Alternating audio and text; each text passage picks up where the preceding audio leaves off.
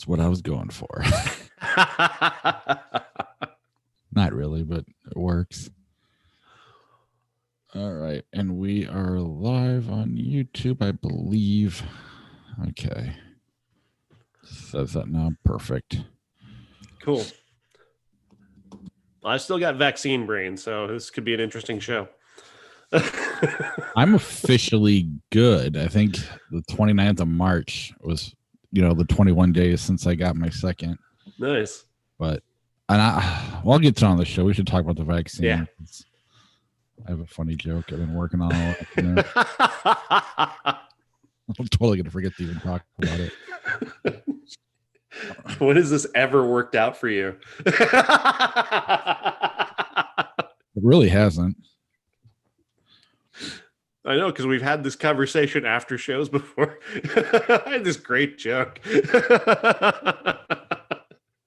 not even really a joke. It's just more of an idea. It's really creepy and stupid, but it's... We'll see. This is why you watch live on YouTube. Still haven't told the joke. I guess maybe they can hear it after the fact. Oh, man. All right. Here we go. So, yeah, are we good to go then, or anything you want to talk about before we go live? Not really. Not live, recording. Thank Kevin for bottled water. All right, here we go.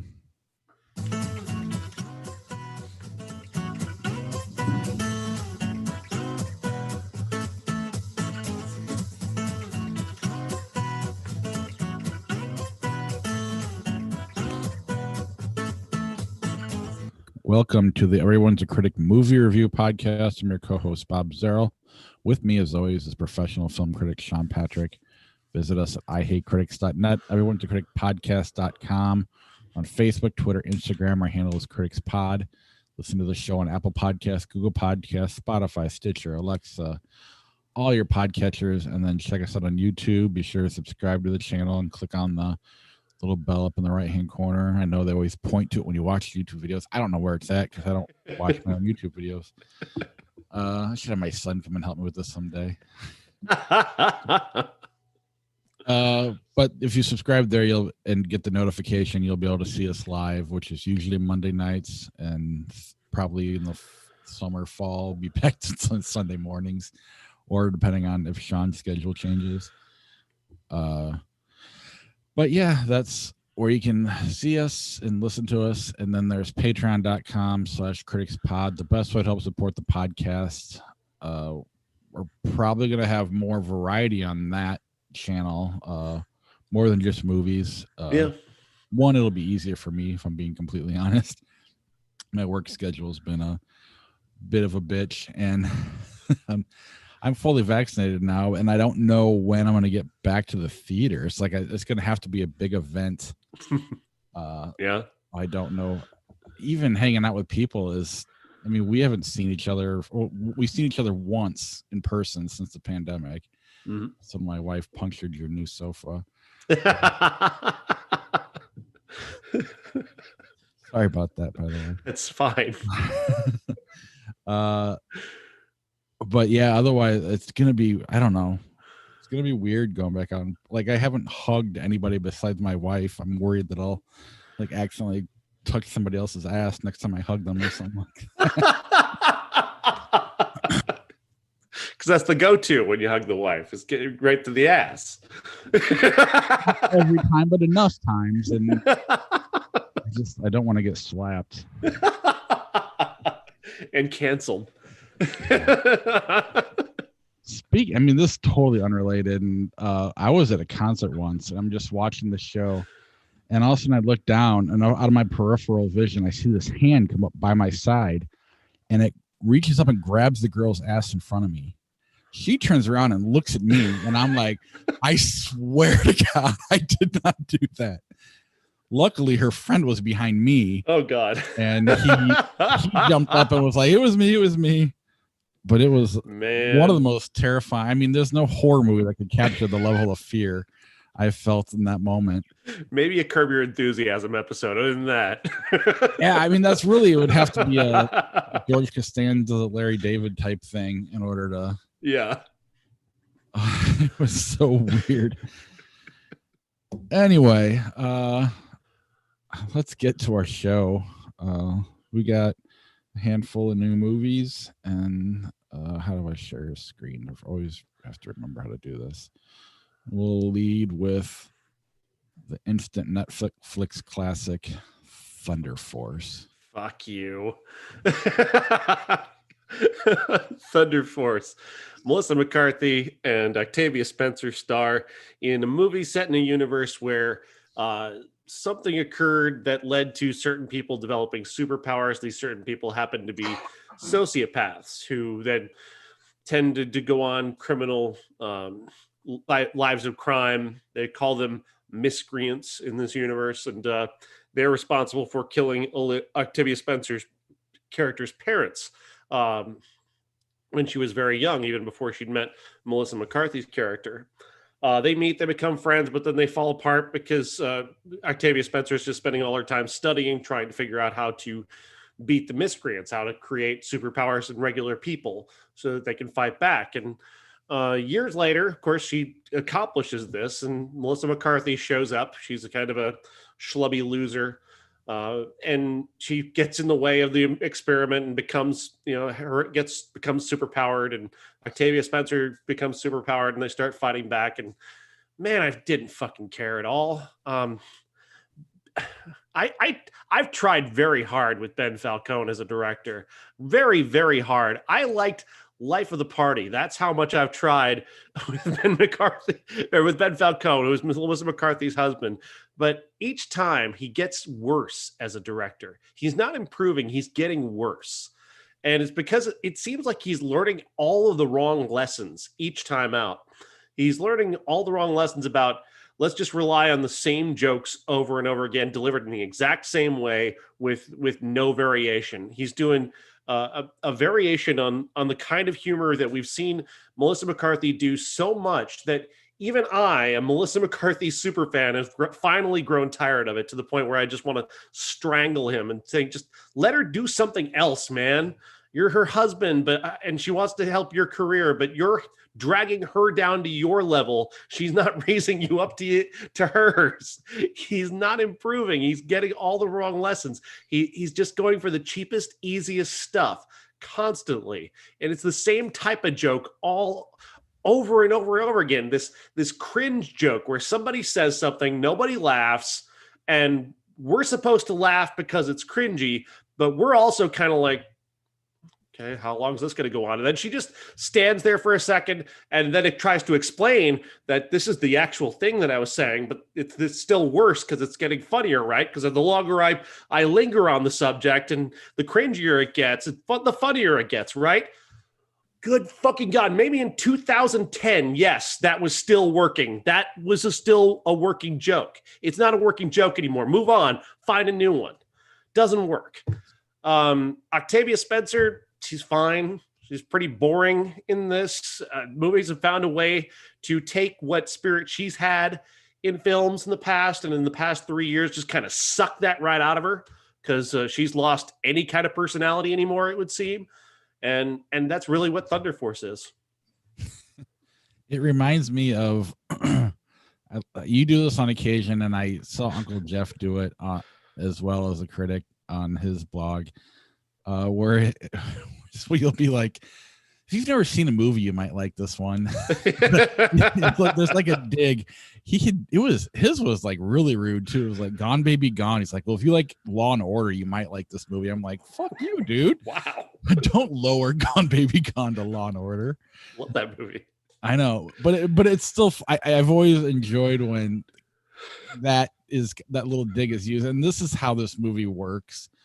You got to be I mean, we're jaded. You're more so probably than me, because you see way too many movies. Yeah, and to me, this isn't worth hating, because it's not. I get what they're doing. It's weird that it's Ben Falcone every time. At least Adam Sandler is like Stephen Brill and a couple other guys. Right. It's not the same ones every time. I mean, it's a collection of the same ones, I suppose. Mm-hmm. But it's weird. Like, you get the good Melissa McCarthy movie, and then the one he does. which is it's starting to get that way. It really is. Yeah, and I mean, and she's good at this stuff, but like you said, it's the same thing she's been doing for 10 years. Mm-hmm. That having seen it every year, multiple times a year, it's less funny for me. So where it gets me is the references to like Van Halen and Slayer and the stupid song at the end, which is goofy and fun, but it's like a super group of like members of Anthrax and Slipknot and Hailstorm and Slayer. Mm-hmm. And so it's those little things that get me in enough to not care. I don't laugh. I mean, I hate saying it's not funny because it's not. I don't think that's fair criticism. It's just I've heard the joke enough times that it's not funny for me anymore. Mm-hmm. Clearly they're having a good time. Not good enough that it translates to probably you or I, who are more jaded at these kind of movies. Every now and then something that's bad can be so bad that it's like there's laugh at it bad, but then there's the fun that the director and the cast and everybody are having actually comes through the screen, and you're in on it too. And it's sometimes that works. That's not the case here. No. I mean, it's a fine Netflix movie for that type of audience who's going to like it.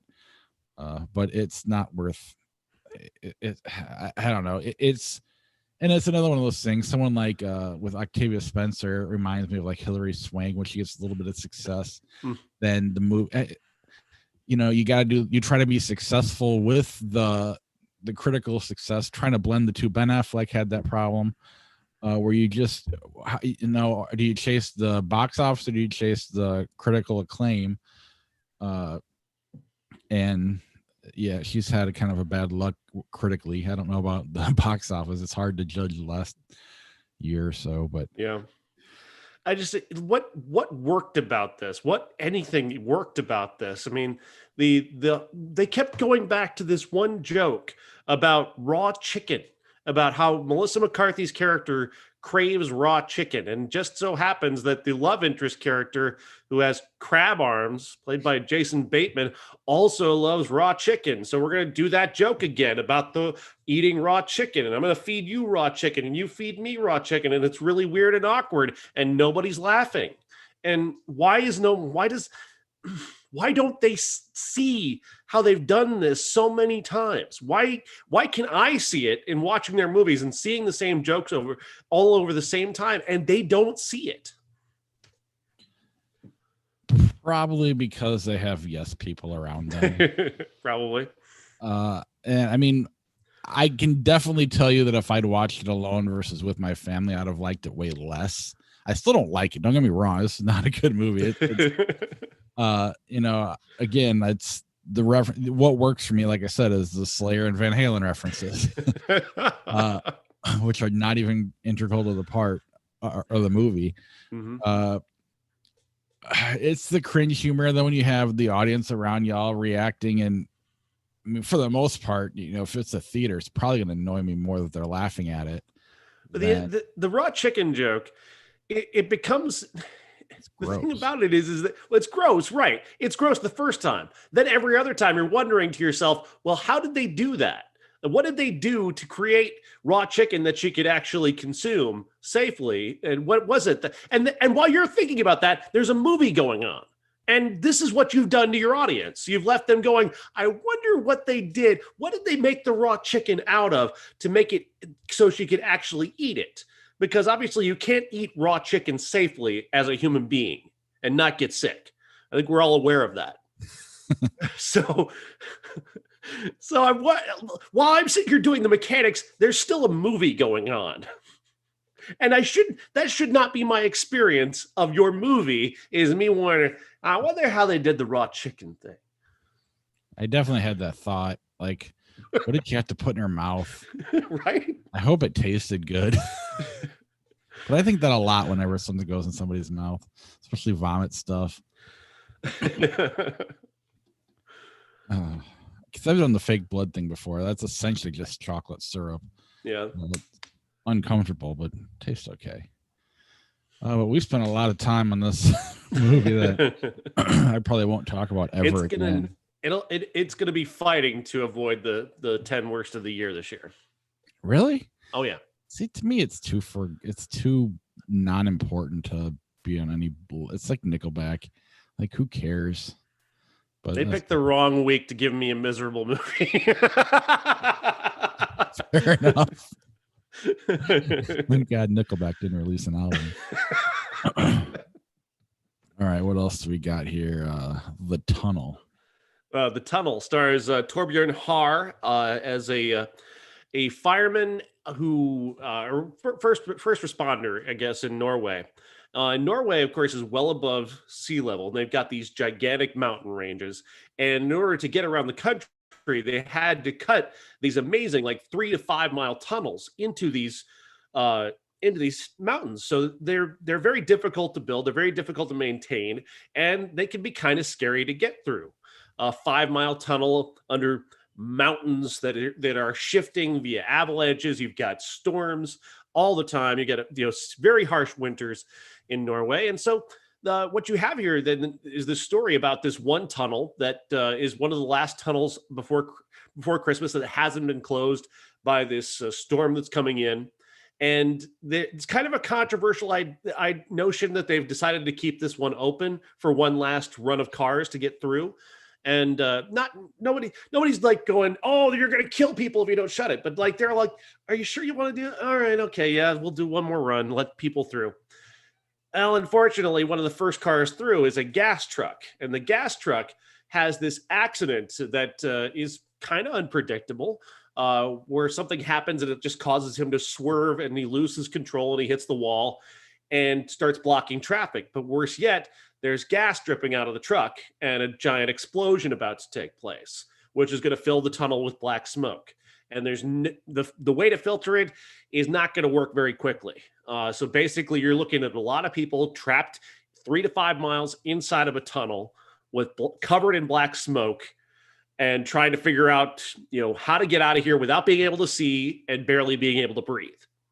Throw into that the fact that Har's character, he had a fight with his daughter that day, and she's decided to hop a bus to grandma's house on the opposite side of the mountain, and he doesn't know that. So she's now trapped in the tunnel as well. And now he wants to really get in there and save her, as well as trying to save as many people as possible. While at the same time, there's just not enough equipment. His side is not necessarily the side that's supposed to handle this. The other side has more of the fire equipment that can do this, but they're blocked in by an avalanche that they're trying to clear. So they've got to get there from their way, but after they clear the avalanche. So there's a lot of stuff at play here. And there's a lot of really clever stuff that they do in this movie, talking about the various ways that you can try to keep air circulating in a car, the various different ways you can try to, cover your face and make them run for it, trying to drive through black smoke. Or there's a little access tunnel in there where the workers go in the middle of the tunnel that you can maybe hide in for a while, but that's going to fill with black smoke eventually. Lots of really clever things happening here. This is a really smart movie, a very tense movie. And I think part of the reason I find it so thrilling is that I know I would not survive this movie. With my asthma, I got about 5 seconds of stepping out of whatever vehicle I'm in and done. So that kind of added a little something for me on this, but I really enjoyed this movie.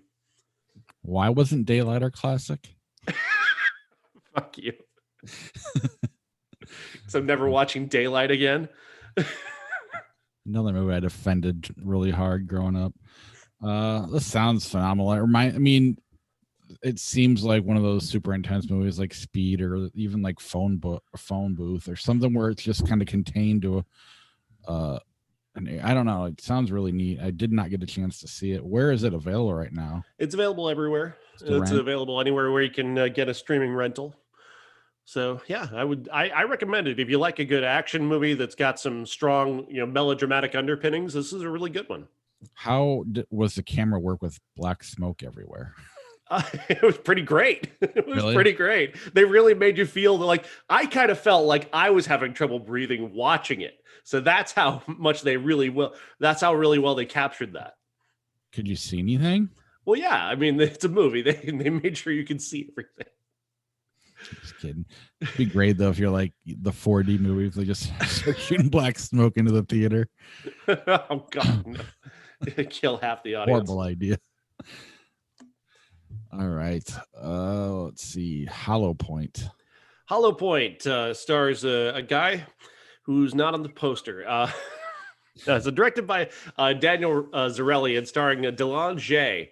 He's a ethics professor who we meet him when he's teaching ethics, and he's about to meet up with his wife and daughter, who are then they get lost in another neighborhood in Los Angeles, and they end up getting killed by a drug dealer played by Jay Moore, who just executes them because they happen to witness a drug deal / murder.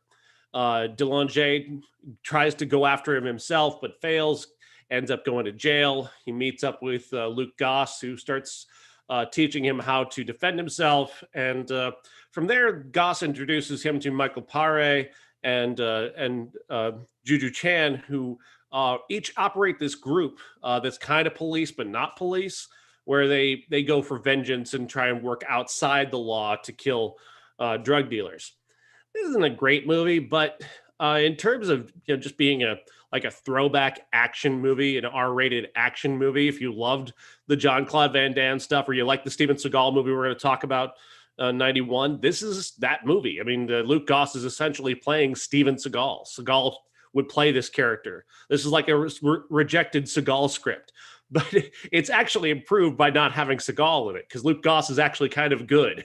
He's actually kind of invested, and he's in shape and young enough that you buy what he's doing in the movie. So that kind of sells a little more. And Delon Jay is, not a typical leading man. He doesn't have typical leading man stuff, but what he has is kind of a passionate sort of determination and kind of an innate, handsome career.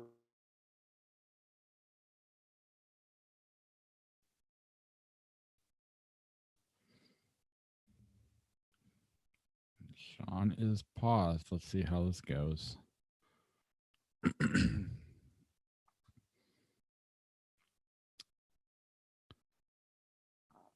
Yeah, Delon Jay. There, is he back? What just happened? Yeah, you disappeared there for a little bit. I didn't touch anything. I think there was a freezing at some point on some level. So Delon Jay is, it was great. Like the charismatic lead who's not on the poster. Actually, he is. Oh, yeah. Which one is he? He's the one next to Juju Chan. Which one's Juju Chan? She's the one next to Luke Goss. Where's Jay Moore? He's the only one I know. You don't recognize Michael Paré? Come on. I don't even know. I'm sure I've heard the name before. I'm not Josh. I don't know every character actor that ever worked. Bottom line is, it's not a great movie, but as a throwback for action fans, this is a movie that you can throw on Netflix on a Saturday night, and you're not going to have to think too much. You're just going to watch some guys shoot each other and beat each other up and do it well. And at the very least, they're not reinventing the wheel. They're doing what's been done before. They're just doing it a little bit better with a little bit more talent.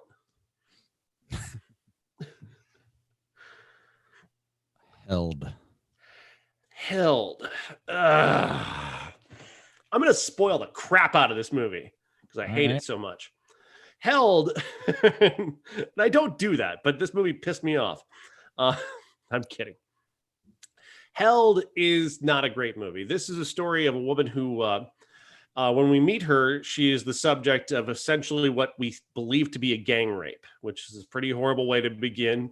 And it sets you up with this character who's, not somebody who's in a great mental state throughout. So, she's got troubles in her past. We cut to 20 years in the future. She's married now. She's a writer. She's going out to this house in, I'm not sure where exactly it is, but it's in the middle of nowhere, where she and her husband are going to spend the weekend together just by themselves to celebrate their 9th anniversary. He arrives, they're settling in, and then they find that they're being held captive by the house. There's somebody inside the house who has used the future tech of the house to take them prisoner, and he's going to teach them how to obey and be a proper husband and wife, because this bad guy knows everything about them. He's learned everything about their lives. He's learned about the fact that she's been cheating on him. And he knows all of his secrets and threatens to, and he's using those secrets to kind of push them together and try and make them stay married, which is kind of an odd thing, right? That's weird. Well, no, it's not. It's very obvious what's happening here. The husband's behind it all. It was very, they don't do very well to hide that. They don't do anything very well in this movie, though, to be clear. This movie is such garbage. I'm trying not to be, I've already said too many mean things. The bottom line is here. So the notion, what we're getting at here is that the husband did this. This is all a setup by a secret cabal of men, powerful men who've created this training for women. So women get out of line, their wives get out of line, so they take them to this house.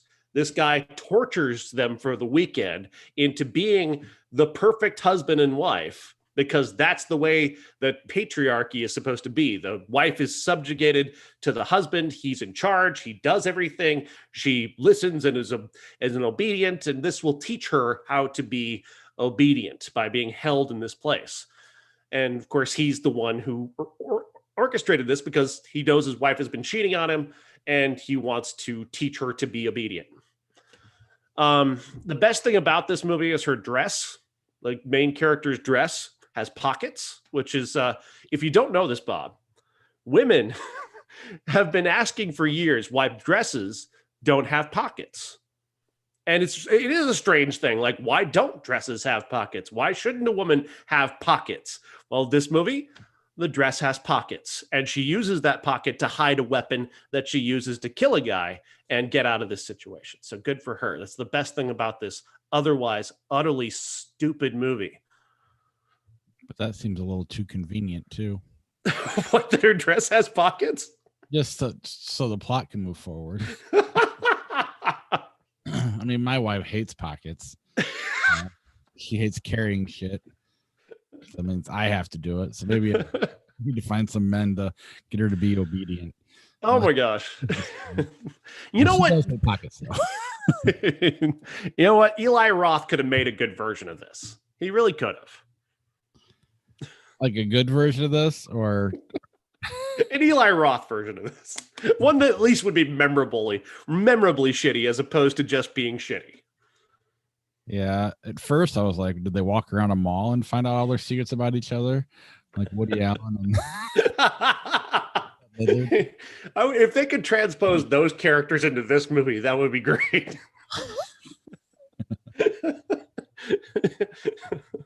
This sounds terrible. It's really bad. It's so heavy-handed and so obvious. And I get, the whole smash the patriarchy thing. I get, the intended critique of masculinity. Like, I understand what they're going for, and how insecure these men are, that they feel the need to torture women into obeying them.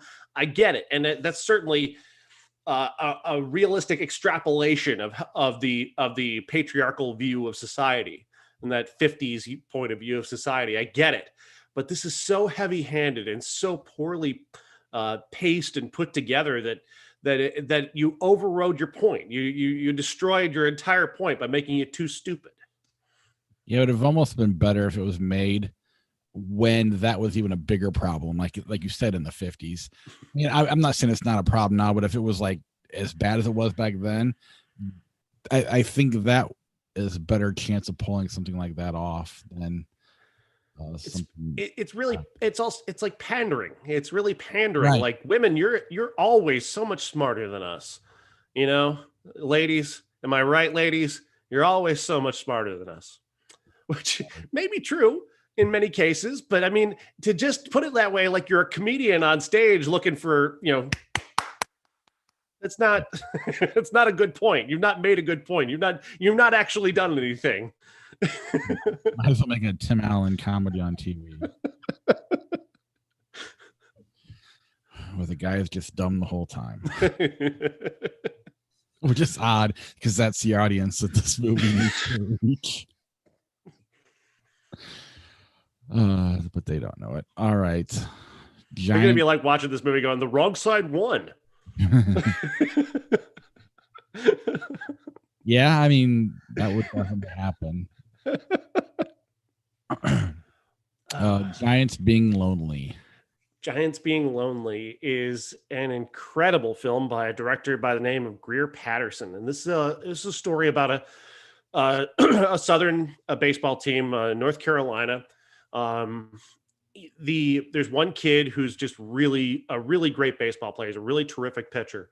And the beloved in the town, but he's, kind of himself. He's not interested in the trappings of being popular. He's very much himself, and he's just busy pining for this girl and spending his time, being kind of near or adjacent to where she is. And, he's just kind of floating through life, and you're just kind of mesmerized by the way that his story is unfolding, and you're just kind of carrying along. Meanwhile, there's this other kid on the team who is the coach's son, and he's just going through hell on a daily basis. His father is this tyrant who is seemingly unspokenly upset that his son isn't the best player on the team, that his son isn't this guy, this really great player. He's just kind of average, and he can't accept that. So there's a lot of tension there. The father is very bullying. He's very domineering. You can see that he's probably the same way towards his wife. We get a lot of that tension between the coach and his wife and his son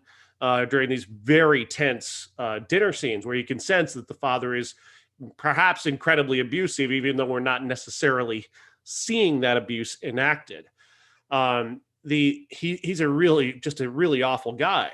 And so you've got these 2-track stories, and what you're thinking throughout is that these 2-track stories are going to collide into something.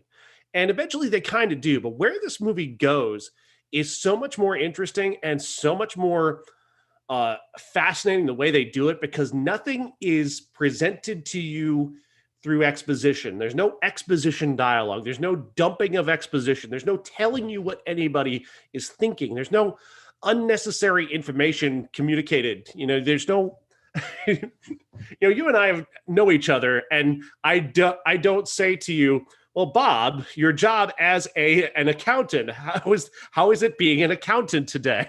Like, to tell the audience, I need to tell the audience that Bob is an accountant. So how do I do that? By asking about accounting. Right. Like, nobody talks like that.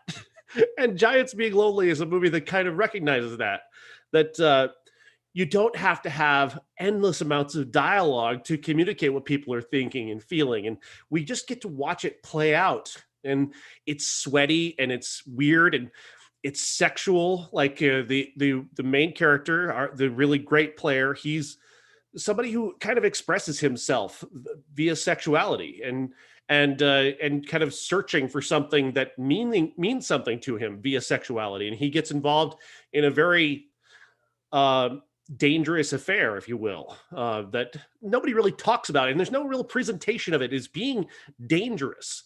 But you can sense this is a really bad idea. What he's doing and what she's doing is a very bad idea. We all know it, but they're doing it because they kind of need something to do. They're kind of bored, and it's hot, and there's not much else to do in this town. You can go roller skating, or you can fuck. Those are your options. Pick one. You can walk around all night. Whatever, It's just such a wonderfully, beautifully detailed version of a real life, and 2 real lives that are happening and coming together. And then that ending arrives, and I was left floored. I could not believe that the movie went to where it went to, just in a visual sense, because I could sense where the idea was heading. I could sense what the thing was going to be. But in another movie, you're looking for the ways in which the good character, the gallant to Goofus, you're looking for when they're going to come together and smash into each other, and that's going to be the big confrontation. There's no big confrontation between them. They have interactions, and there are elements. There's this brilliant sequence where he doses it, where the kid, the coach's son, doses the great player and the great player goes out and throws the best game of his life on the mound. And that is such a great scene. It is played brilliantly. I've never seen anybody communicate what it's like to be completely stoned on your mind and still be able to still be so physically capable. It is so amazing. I was thinking, was it the legendary Boston Red Sox story? Was it Louis Tiant? I know you're talking about. I can't remember the pitcher, but the story goes that he was on LSD and he went out and threw a no hitter. I think it was. Yeah, I've heard that. I've heard that before.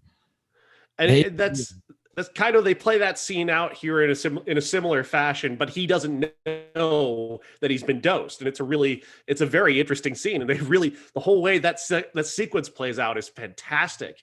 I love this movie so much. This is my favorite thing I've seen in a very long time. I love H is for Happiness. It's always going to be my number one of top.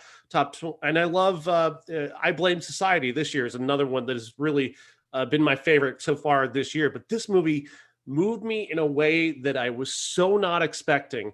And then that gut punch at the end, that visual, just blows your fucking mind.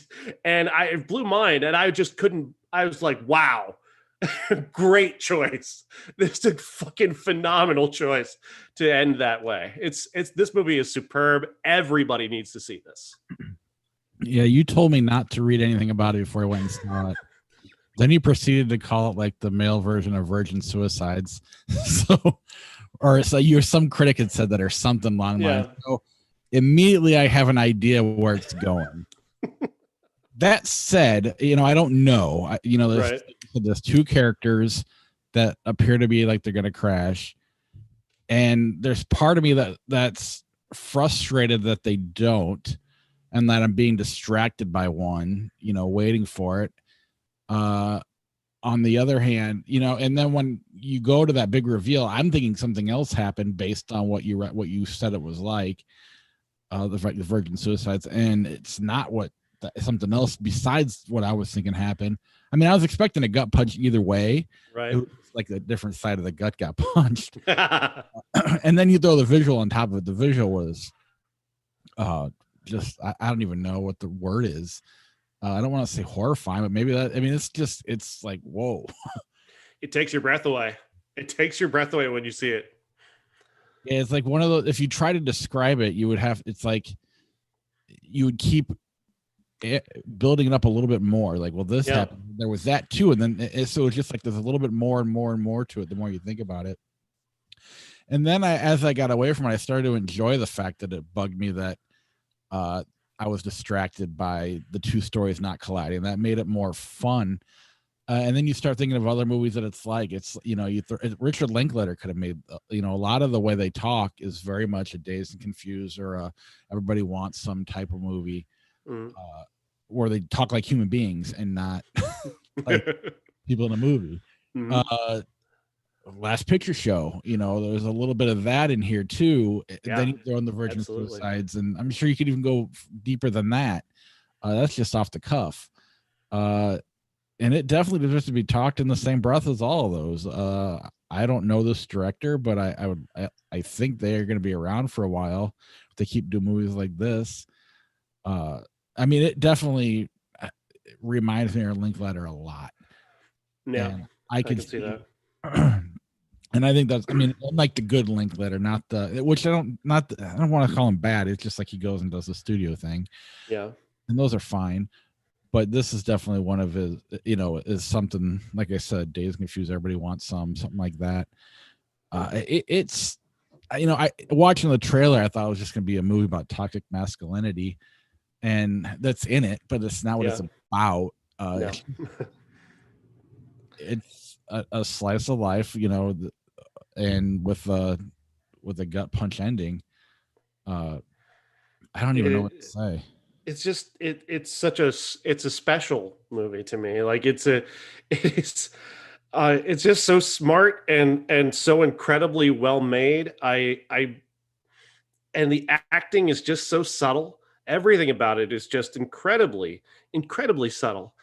And I just adore that that you have so much subtlety and you have so much that they're holding back, really, and then they let loose in that it's one frame. It's like it's there long enough for you to register what you're looking at, and it's gone. But wow, while it's there, just man, what a bold goddamn choice.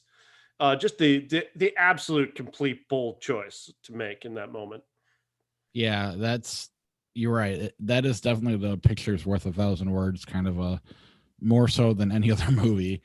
Because you could watch everything up until that point, and then if you had to describe it, you couldn't do it I don't know. It would just be so hard to. It really was impressive. And then, and it starts off, it's one of those movies where you're early on, you're kind of like, well, what am I watching? What's going on? Which one is this? Which long-haired kid is this? Right. Yeah. Confusing them early on. And then eventually they start to get established as who they are pretty early on, but there's just a lot of figuring out what you're watching. And it starts to take shape. And then, I don't know, it's definitely a really, really neat movie. I would like everybody to like a movie like this. I don't think it's for everybody. It's maybe, yeah, that's true. Gotta shout out the soundtrack.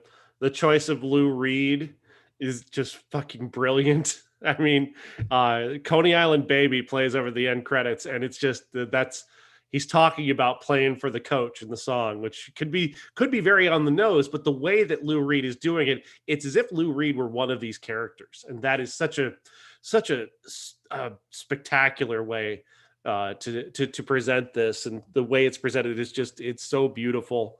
I can't get over how much I'm trying to find a quote that I wanted to share, because there's the title. I wanted to explain the title. Carl Sandburg is a legendary poet who this title comes from him. The title is from a poem. It's basically, sometimes old men sitting near the exits of life say, there were giants in those days. They wanted stones to sit on, stones to throw at each other, great stones for companions, for loneliness, all giants being lonely. And that is the quote. But yet another rather incredible quote that actually works with this movie as well, which is it's from I believe it's from the same poem. The worst feeling isn't being lonely, but being forgotten by someone you can't forget. Which is that's the fear that one of our characters is carrying, because he's pining for that girl who's been, was his girlfriend and now isn't, that he would like to have back. But also for the son, for the father, it applies to so many different characters in this movie, because you've got people living through other people, and it just, wow, what an amazing movie. And it just gets better the further you get away from it. Yeah, and the more you talk about it too, because it's like the more interesting character, what you would think would be the more interesting character, it is, the guy the other one. And it just, I don't know, it's cool how they I don't want to say too much, because I do think there is something to getting to that end. Yeah, I don't want to spoil what it is. You're building it up in your head. You're still not going to be prepared for it. It's going to come out in a different way. And even if you get some of it right, you're still going to miss other parts. I mean, it's a very layered thing. I don't know. There's just a lot that happens there. Mm-hmm. I don't know. It's definitely worth seeing, and it's someone that you talk about, and it gets better as you talk about it, and that's kind of what's been missing lately. This will be around at the end of this year for sure, for me. For sure. Oh, absolutely. Yeah. Anything else on Giants Being Lonely? It is available to rent right now. I'm begging you to watch this. I'm looking through the camera right now at the audience on YouTube, and to the microphone for you folks listening. Just see this movie. See it. After please. Thunder Force. Please don't watch Thunder Force. I know one's free and one's not, but it's not free. You're paying for the monthly, whatever. It definitely is a fantastic movie. It's just unique and worth watching. Mm-hmm. All right, let's move on. Ladies and gentlemen, this is the main event for the linear, legitimate, and universally recognized, undisputed classic. We've talked about a lot of baseball movies, and I've always been trying to find a way to make this the classics. I've never seen it. I've always wanted a reason to see it because it's Robert De Niro and it's a baseball movie. At the same time, when you look at the best baseball movies of all time, this is rarely ever mentioned in that list. For good reason. Bang the Drum Slowly. Yeah, we're looking at in the YouTube. We've got the picture up here of the DVD cover, and that DVD cover is a lie. Robert De Niro is not the star of this movie. Michael Moriarty is the star of this movie. Milquetoast, supremely boring Michael Moriarty of Law and Order fame is the star of this movie, not Robert De Niro. And thank God, because had Robert De Niro been in any more of this movie than he is in, he would have destroyed his entire career because it's the worst goddamn performance of the entirety of Robert De Niro's career. And I include Righteous Kill in that. I include Righteous Kill and Bad Grandpa. This is awful. The first thing you see of De Niro's character is some of the worst acting ever. It's so bad. It reminded me again. I've mentioned it. I think I mentioned it just last week. I talk about it a lot about Nathan Rabin's fantastic quote about it's not acting. It's the most acting. That's what gets noticed is the most acting. And by volume, there is so much acting going on. De Niro might as well just grab you by the shoulders and say, hey, look how dumb my character is. He's a really dumb guy, you see? That's why I talk like this, because I'm super dumb. I'm also from the South, but I sound like I'm from the Bronx. I don't know. I hate this movie. I hated it so much. And I know you're going to tell me that I'm overreacting, but I just was miserable watching this movie. The story goes that this kid, the character played by De Niro is not a very good catcher who's about to lose his job for the New York Yankees, but he's also dying of Hodgkin's lymphoma. And his buddy, Michael Moriarty, is the best pitcher on the Yankees, and it is part of his contract negotiations. He gets them to keep De Niro, but he's trying not to tell anybody that De Niro's character is dying. So he's coming up with all these various different things. Meanwhile, Vincent Gardenia plays the Yankees manager who is just fucking Columbo for some fucking reason, just wants to know, why were you in Minnesota? What were you doing in Georgia? Why are you back in New York now? We're in Florida. What's going on? I'm going to hire a private detective. Why? What does it matter? Why do you care? Why does it matter in any possible way? They never establish any good reason why it matters that Vincent Gardenia needs to know where they were during the offseason. It means nothing. Nothing. In the end, even trying to keep it a secret is stupid. He gives up the secret, and that's what unites the Yankees. Oh, I'm sorry, not the Yankees. What are they? The fucking Mastodons? Whatever the fuck they are, the Mammoths. Why? They're playing in Yankee Stadium. They're wearing Yankees colors. They're wearing the stripes. They've got the approval of Major League Baseball, and they still don't use the Yankee name. Why? It's so stupid. I hate this movie, Bob. I hate it. In fairness, we would never have watched this movie if De Niro wasn't in it. That is the only reason that this even gets mentioned ever on a list of baseball movies. This came out before Mean Streets, before Godfather 2, before Taxi Driver. This is very, very early De Niro. I watched it on my phone while I was doing other things. So I didn't pick up on the overacting as much. I mean, I definitely noticed he was playing a dumb guy because he let me know. He let you know. But he tapped you on the shoulder a couple of guys. See how stupid I am? Look how stupid my character is. I'm really dumb.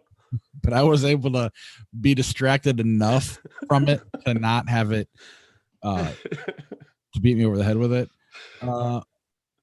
More than any, I mean, it's just like when anybody becomes famous, all of a sudden Walmart, back when we were younger, Walmart would have all their back catalog would pop up on the shelves. And suddenly they're on the DVD cover, even though they're not the star of the movie. Like I remember when Friends came out, like everything Courtney Cox and Jennifer Aniston, Leprechaun 3 or whatever. Suddenly, yeah, she's at the front of the DVD cover. Yeah, all of them have just all their old movies pop up as if they were huge hits. Why does anyone like this? Like, I'm desperately trying to understand, because Ebert loved this. He thought it was great. I don't know. I don't know what he saw. There's all these random scenes. Like, you learn a lot about insurance and this is a real thing, and it's a character touch because baseball players, even into the early 70s, made so little money that they actually had outside jobs. That's true. I know. So Michael Moriarty's character sells insurance on the side, I think. Or am I missing something? Did I miss that? That's a joke? I don't know that. No, you learn a lot about insurance in this movie. You do. You do. Very funny. That's why I'm laughing. You do learn a lot about insurance for some reason, because he's an insurance salesman.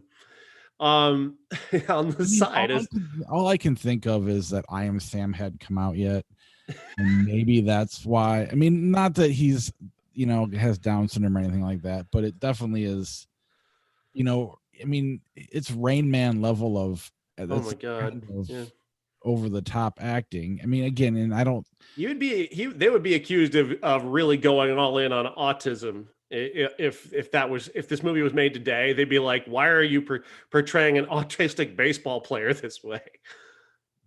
Like, that's the level of what they're going for how how the character is played. Not that autism people are stupid, they're not. I'm saying that this character, the way it's played, is played on the scale in that way. Right. And it's really awful. It's so bad. And well, then you throw in the fact that Brian's song came out 2 years before this. Which is an infinitely better version of the same idea. Yes. Yeah.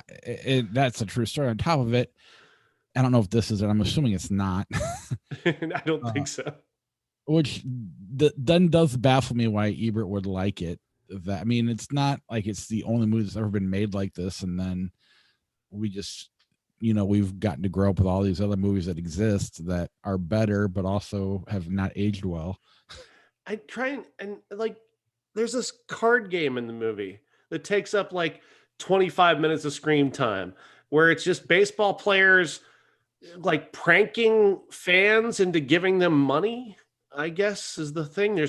It's a card game with no rules, and we make up the rules as we go. And isn't this hilarious? All this business we're doing with cards and making up things, and aren't we hilarious? No, this is boring. Get to the fucking story, please.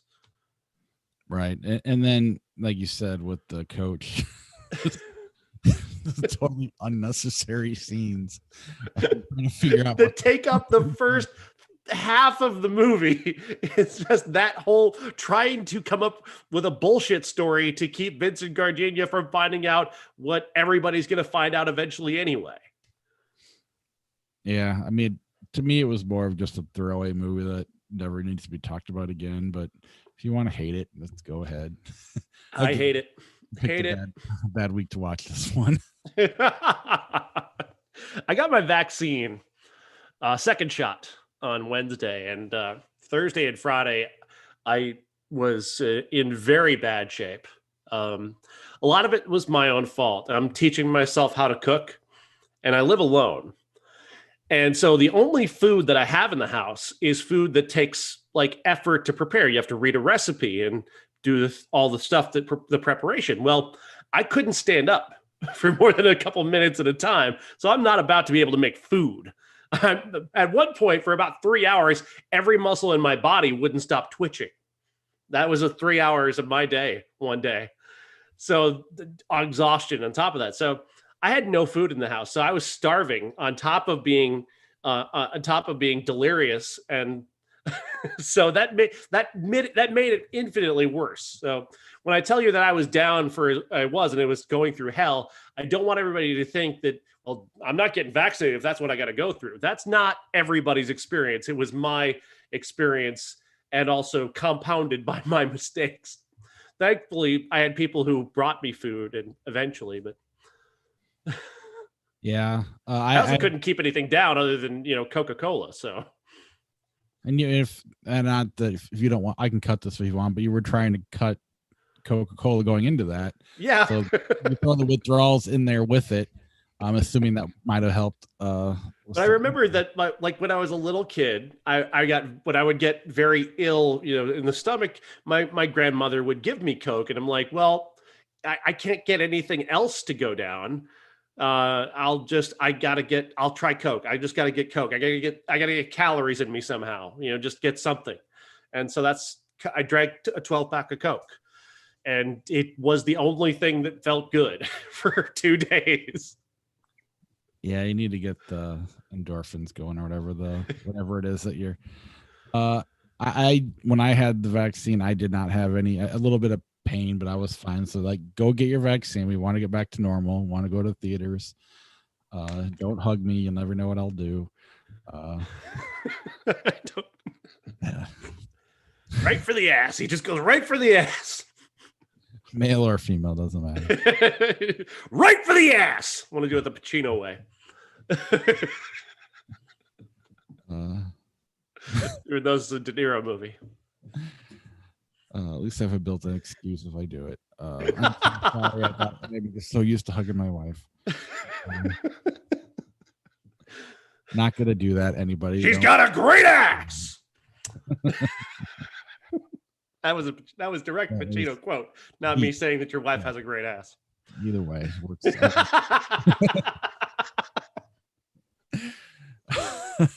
Steven Seagal out for justice. Oh yeah, Seagal. This is, it's a Seagal movie. I'd rather watch Hollow Point. I say it's no Hollow Point. It's no Hollow Point. I don't remember the story of this one. I don't remember any other than like Under Siege. That seems to be like the only Seagal movie that kind of stands out above the other ones. Maybe it's above weird. The law. My memory of Seagal, and this could be just because I was too young to know about theatrical releases at the time, but I thought he was a direct-to-video guy until Under Siege, and then Under Siege was like a big theatrical hit. Right. But it seems like he was directed. We're also in the Midwest, so who knows? Maybe they just didn't put Seagal in theaters in the Midwest. I don't know. Yeah, I know the covers of all of these because they'd pop up every year. Yeah. But it was an entirely like a blockbuster discovery to me because there was no, I didn't notice Out for Justice at the movie theater when I was going to see, Drop Dead Fred. Which I did see in the theaters. I thought that was straight to video myself. Yeah, I guess by the time I was old enough to see like Above the Law, it was probably on Showtime or HBO or something. Mm-hmm. But Under Siege is the only one I really is the only Seagal movie that stands above the other ones as far as I challenge anybody to tell me right now without looking, what's the difference between Above the Law and Out for Justice? What's the name of his character in each of those movies? I bet you can't. Nobody can do it. He couldn't do it. The director of the movie couldn't do it. Yeah. They're not sequels. They might as well be. The titles are close enough, and he looks the same as he does. I mean, he's Chuck Norris. He's Van Damme. Only he's the worst version of the two of them.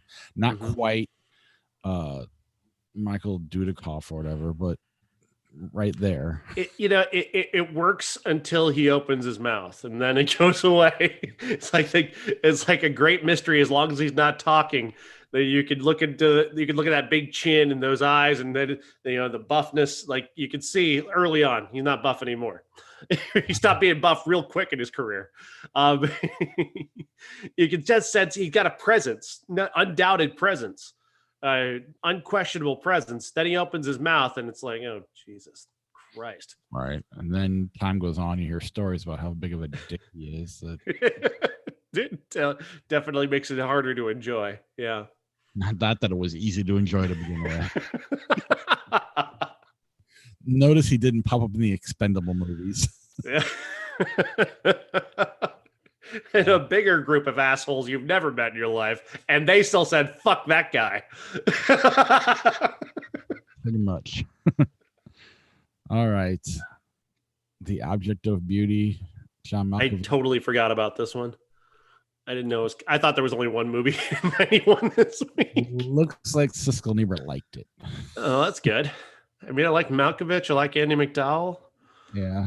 This movie called Impromptu that came out. Never even heard of this one. Man, I missed a lot this week. There was no, I tell you though, one of the things that happened to me was I couldn't, like, I thought, okay, I'm sick. I'm going to be down for 2 days probably. I'm getting the worst of what everybody else has gone through on after vaccine number 2. And I thought, okay, at the very least, I'm laid up. At least I can watch movies. And then my eyes started to hurt. My eyes started to hurt. I couldn't even have the TV on because my eyes hurt too much. Yeah, no, if you had a headache at all, which I'm assuming that's part of it, that makes it too. No, I understand. I've a handful of people I know have had, I mean, it's normal vaccine stuff. No, I'm not trying to scare anybody. And like I said, I compounded the misery of mine with other aspects. And then Daddy Nostalgia. I don't know what the fuck that is, but Tavernier a good director. French. But it's like you said, French. So.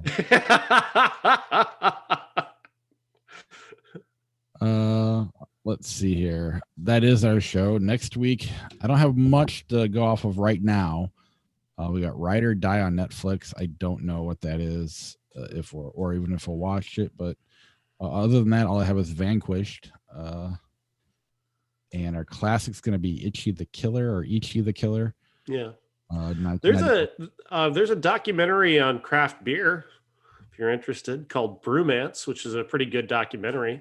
I've interviewed the director, and he's a really good guy, and I do recommend it. We could talk about that. Yeah, let's do it. Brewmance is what it's called.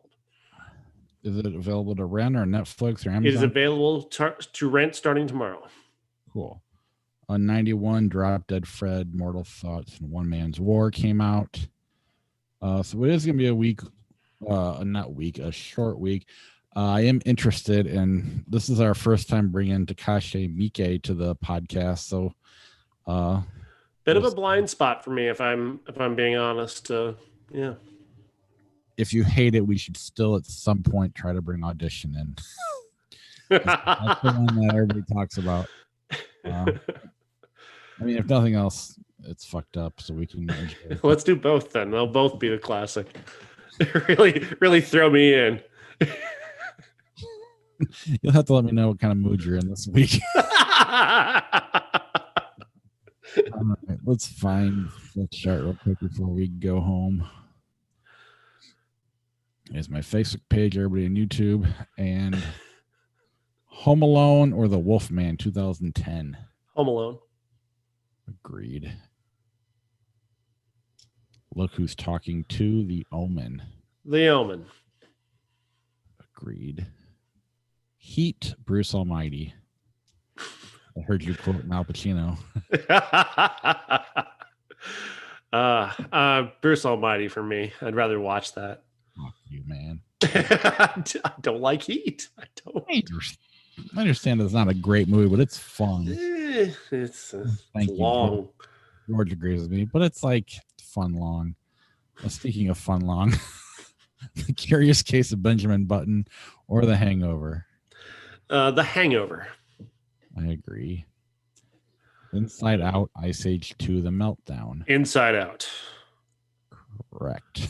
The Royal Tenenbaums, Role Models. I want to preface this by saying I love Role Models. Role Models is hilarious. It's got a lot of great stuff. Royal Tenenbaums is the choice. Couldn't agree more. On both movies, I love Royal Tenenbaums and I love Role Models. But one's a work of art, one's a lot of fun. Yeah. Mad Max Beyond Thunderdome, Jaws. Jaws. Very easy. Very easy pick. Incredibles 2, Wedding Crashers. Wedding Crashers. Yeah, although I'm glad we're not revisiting too many of those movies.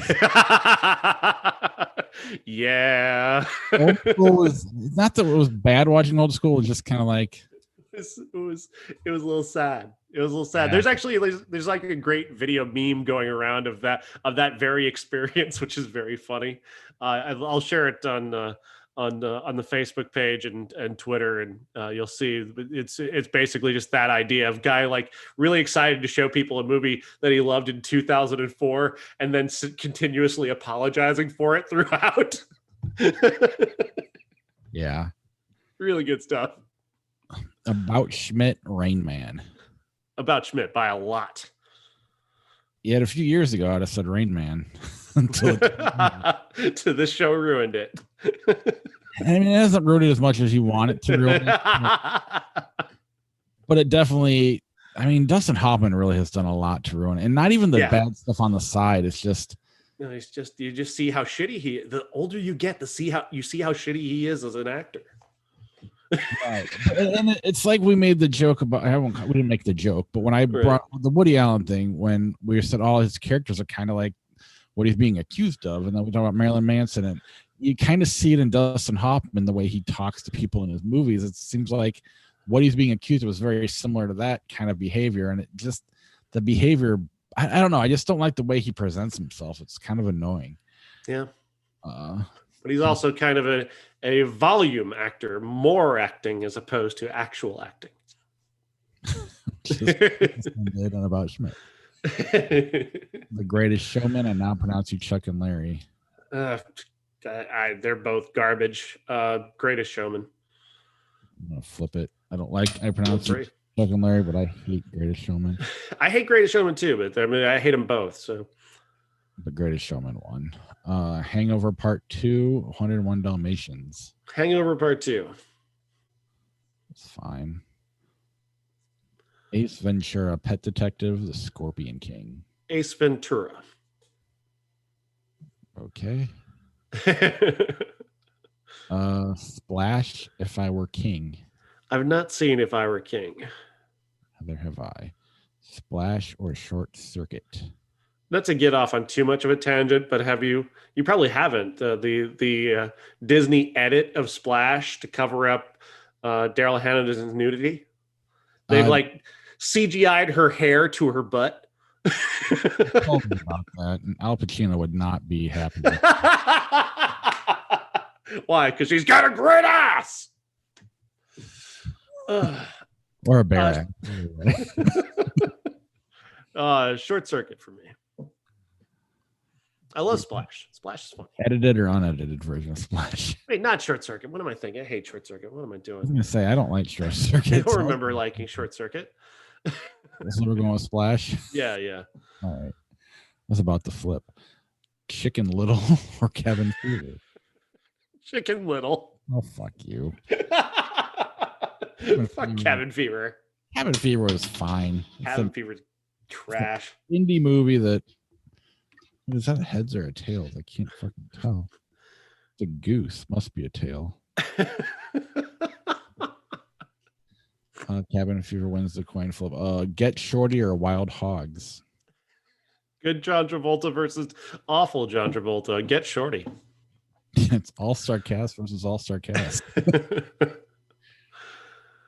Hitch or March of the Penguins? March of the Penguins is great. I'm never going to see it again. I might stop on TBS and watch 5 or 10 minutes of Hitch. I agree. They play it like 10 times a day, or they did for a while. Wild Things or Rambo First Blood Part 2? Wild Things. Through Kevin Bacon's dick. That's definitely a plus on the Wild Things. But revisiting First Blood Part 2 was so much fun, and I know you missed out on that.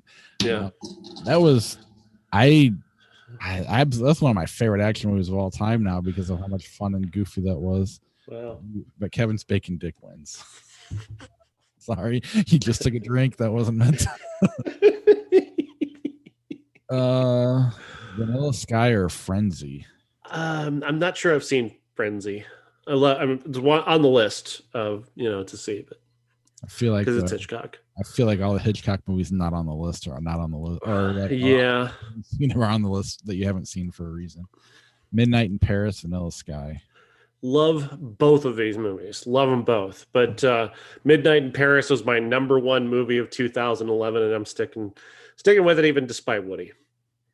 I hate Vanilla Sky, so I'll just go with it. It's not a movie. Alien versus Predator. I know what you did last summer. I know what you did last summer. I'd rather suffer that than Alien v Predator. Yeah, Scream Light. Nightmare on Elm Street 3, Dream Warriors, Herbie, Fully Loaded. I'm voting for Dokken. Go with you then.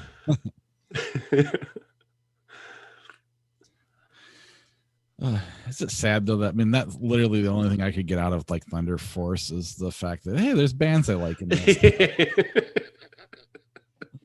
Not that you like Dokken. I'm not trying to accuse you. No.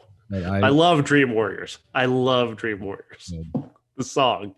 George Lynch is a fucking god. He is truly. Fright Night, 1985, or Three Men and a Baby. I don't care. Fright Night, whatever. Guess I don't care either. I probably would have gone Three Men and a Baby, but I don't. Vice or Rocky IV? Rocky IV. Vice was a big disappointment. Yeah. First Blood or the Sting? Fuck you. God damn it. Fucking First Blood. You didn't hate First Blood as much as you thought. I know it's an overrated movie. Every Rambo movie has brought that original one down exponentially. It is sad how bad the newest one is. It's so bad. Like it makes Bang the Drum Slowly look like a winner. Man. I mean, literally every movie we've talked about today is better than the new Rambo. Tell me you would not watch Thunder Force. I would watch Thunder Force before I watched the new Rambo. Like you'd watch it 5 times back to back before you'd watch it. It's true. It's true. First half hour of Rambo. I'll watch Bang the Drum Slowly before I ever watch the new Rambo again. I'll do this week all over again. Even if you throw out Giants being slowly being lonely. Slowly. That was so bad. 8mm Serenity. Serenity. Great movie. Oh, fine. Princess Diaries, Freaky Friday. Princess Diaries. I don't know the one really. Imitation Game, Tremors. Mediocre versus equally mediocre. I don't know. I get to see Keira Knightley in Imitation Game, so Kevin Bacon doesn't show his dick. Fine, I won't flip it. There's Kevin Bacon. That's a good way to end it. All right. Thank you. All right. Talk to you later. Yep. Bye.